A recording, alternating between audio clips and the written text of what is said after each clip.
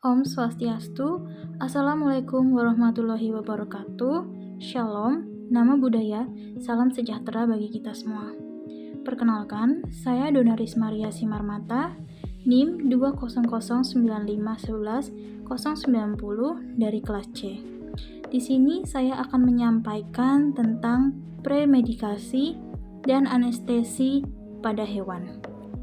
Yang pertama ada premedikasi. Premedikasi adalah pemberian obat kurang lebih 1-2 jam sebelum induksi anestesi dengan tujuan untuk melancarkan induksi, rumatan atau durasi, dan bangun atau pemulihan anestesi. Pemberian premedikasi biasanya diberikan secara injeksi, terutama pada injeksi intramuskular, subkutan, dan intravena. Selanjutnya ada indikasi dari premedikasi. Yang pertama yaitu membantu melakukan restrain pada hewan dengan membuat pasien jadi tenang, mengurangi kegelisahan, menekan sifat hiperaktif. Yang kedua, mengurangi atau meminimalkan rasa sakit, terutama hewan fraktur yang harus dimanipulasi sebelum diinduksi dengan anestesi. Yang ketiga, membantu fase induksi anestesi umum agar fase ekstasi menjadi hilang atau minimal. Yang keempat, meminimalkan pengaruh buruk anestesi seperti bradikardia, sekresi berlebihan dari glandula trakea dan saliva. Yang kelima, mengurangi kebutuhan atau dosis anestesi umum dan menghindari kejadian overdosis. Yang keenam, membantu menghilangkan rasa sakit secara lokal melalui sedasi dan mengurangi kegelisahan. Obat premedikasi. Pada umumnya, obat-obatan premedikasi bersifat sinergis terhadap anestesikum, namun penggunaannya harus disesuaikan dengan umur, kondisi, dan temperamen hewan.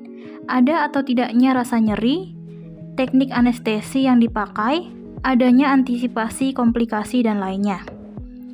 Pembagian obat premedikasi yaitu ada non-sedatif dan sedatif.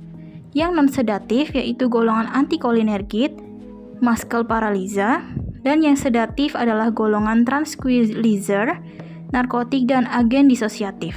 Contoh obatnya yaitu 1 atropin dan 2 acepromazin. Atropin itu indikasinya mengurangi sekresi kelenjar saliva dan bronkial, mencegah bradikardia, kontraindikasinya pada hewan yang mengalami glukoma dan sinekia. Dosisnya pada anjing dan kucing 0,02 sampai 0,04 mg per kilogram berat badan yang dimasukkan secara subkutan dan intramuskular.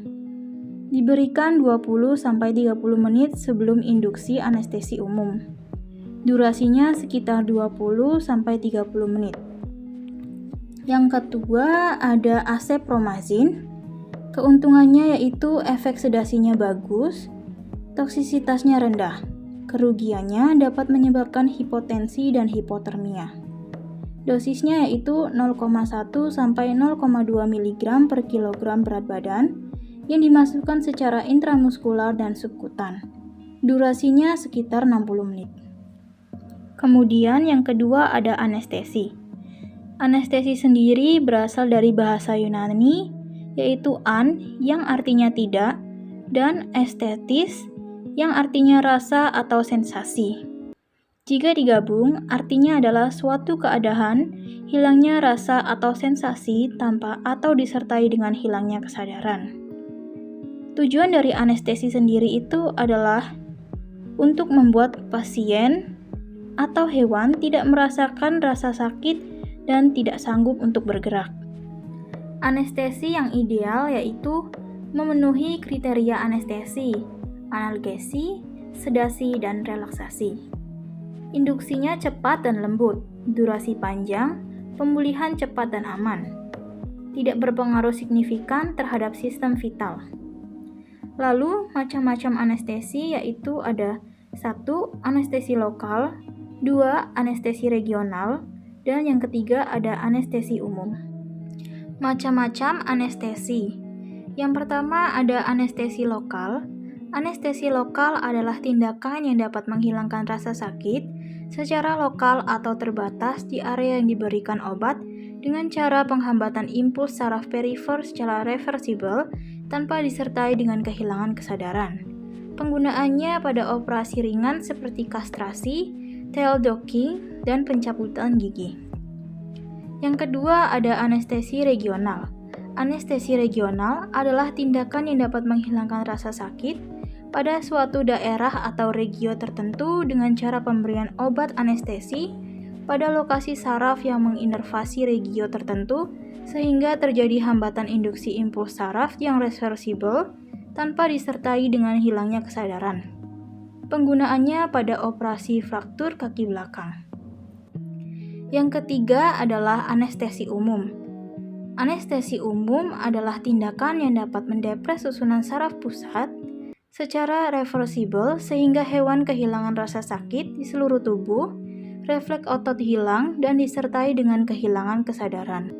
Syarat ideal dari obat anestesi yaitu toksisitas rendah dan indeks anestesi yang lebar, induksi dan recovery-nya cepat, efek analgesik dan relaksasi muskulusnya baik, efek negatifnya kecil terhadap respirasi dan sirkulasi darah, tidak iritan terhadap kulit dan membran mukosa, metabolitnya tidak merusak, sifat fisikokimia menguntungkan, stabil dalam penyimpanan, dan tidak mudah terbakar dan meledak.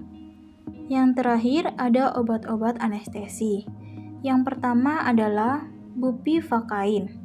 Bupivacain bekerja dengan cara menghambat rangsangan nyeri yang dikirimkan oleh sel saraf menuju otak, sehingga rasa nyeri hilang untuk sementara. Contoh obatnya itu Buvanes, Decain Spinal, Inderfus Spinal, Marcain, Regival, dan lain-lainnya. Yang kedua ada Propofol. Propofol adalah substansi penetral sebagai agen induksi pada anestesi umum khususnya inhalasi. Propofol mempunyai waktu pemulihan yang singkat, tetapi mengakibatkan bradikardia dan pemberian dosis tinggi mengancam nyawa pasien. Contoh obatnya yaitu Diprivan, Proanes, Trifam, Fresofol, Recofol. Yang ketiga ada fentanyl. Contohnya adalah fentanyl, Durogesic. Yang keempat ada ketamin. Keuntungan pemakaian ketamin adalah tingkat keamanan yang tinggi. Aplikasinya melalui intravena dan intramuskular. Tidak toksik untuk hati, ginjal, dan jantung, serta induksinya berjalan cepat. Kerugiannya adalah efek relaksasi otot rendah. Contoh obatnya yaitu Ivanes, ketamin, ketatal, KTM, dan Anesjek. Sekian pemaparan materi dari saya. Kurang lebihnya saya mohon maaf. Saya akhiri dengan Paramasanti. Om Santi, Santi, Santi, Om. Wassalamualaikum warahmatullahi wabarakatuh. Shalom, salam sejahtera bagi kita semua. Terima kasih.